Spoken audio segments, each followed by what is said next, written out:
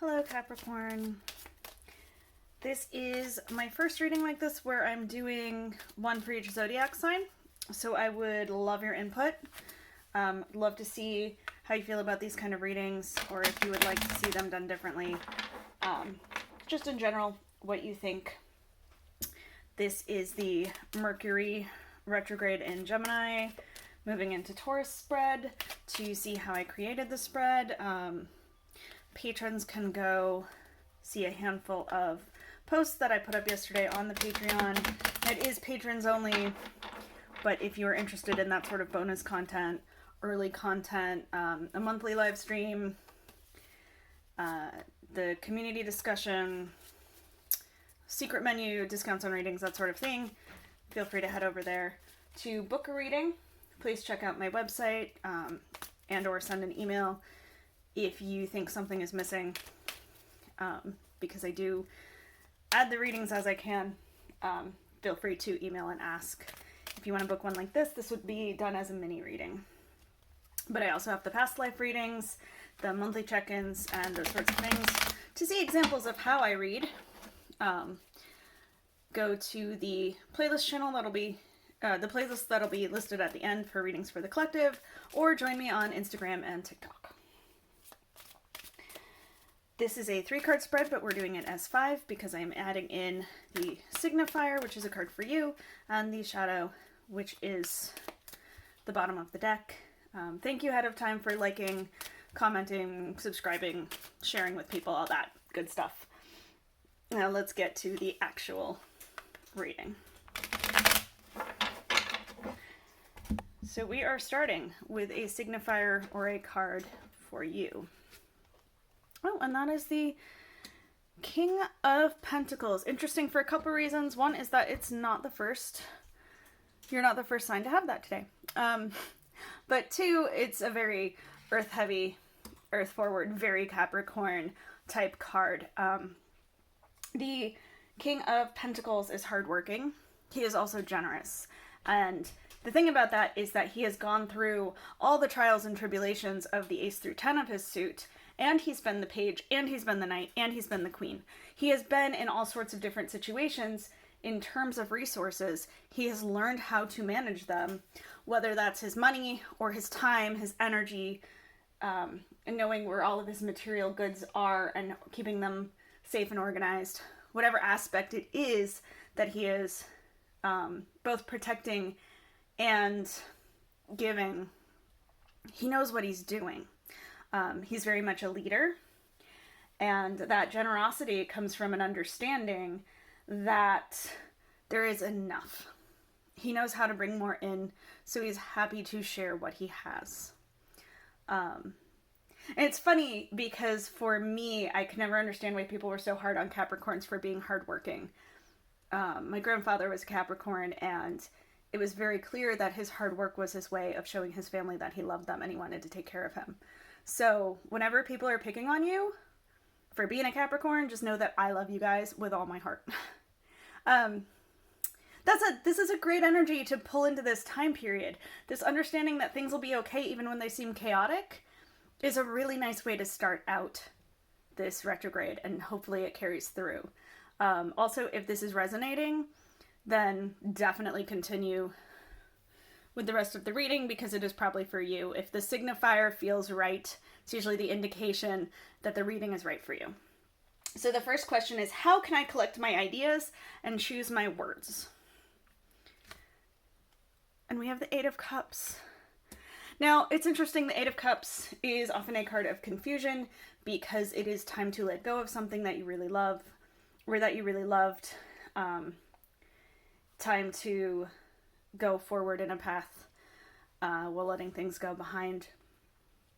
But I generally don't read this card in this deck that way. I very much see the 8s in this deck as the Are We There Yet cards. And this feels less like wanting to leave or give up on a relationship or a situation, and more wanting to understand why it hasn't progressed farther. So in terms of collecting your ideas and choosing your words, there is a need to figure out where you are in a situation and where you want to be in a situation, and then communicate that to the others involved.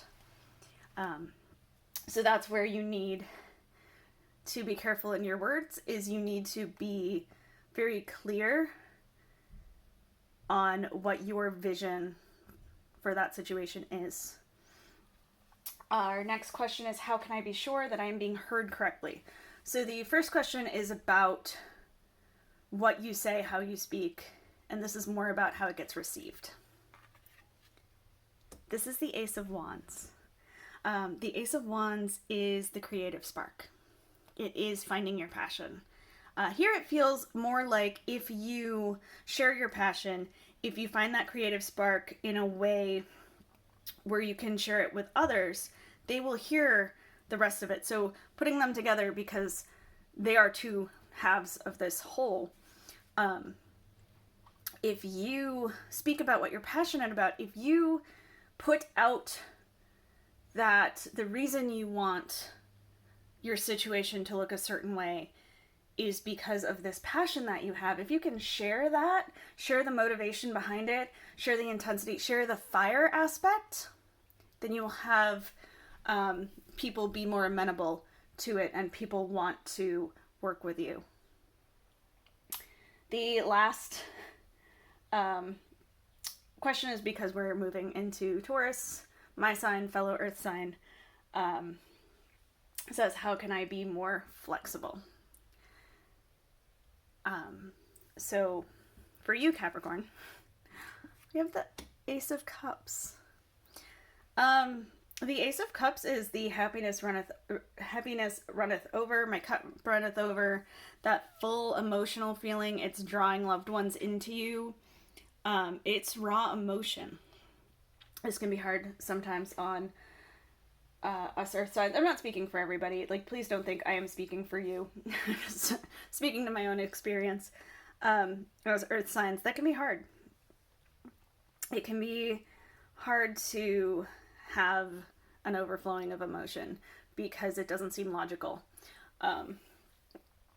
But allowing that is where we can kind of step off the path, where we can go with the flow a little bit more. So the whole theme so far has had this kind of injection of emotion or passion, but not really. It's not telling you you need more emotion or more passion. It's just telling you that you need to share it and show it.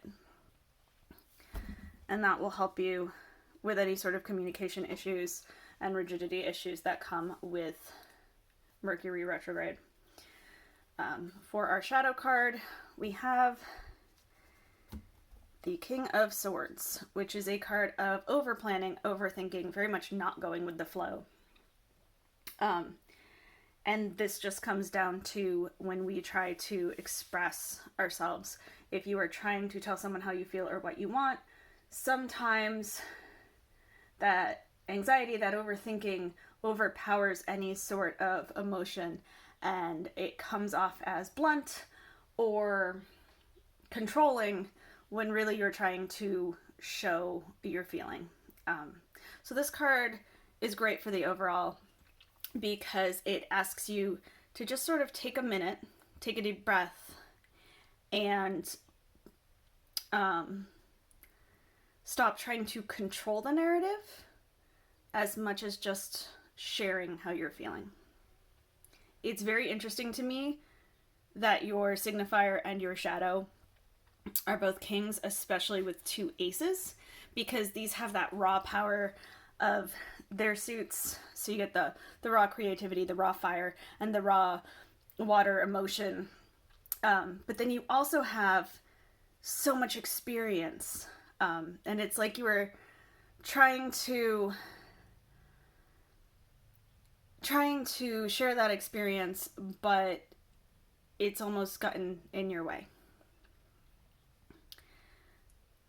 So you see her writing everything down. There's a lot of continuity here that really asks you to continue to be honest, absolutely, and direct, but to let go of the need for everything to come from your head and allow your heart to speak, and therefore soften your message just a little bit. Not sugarcoat.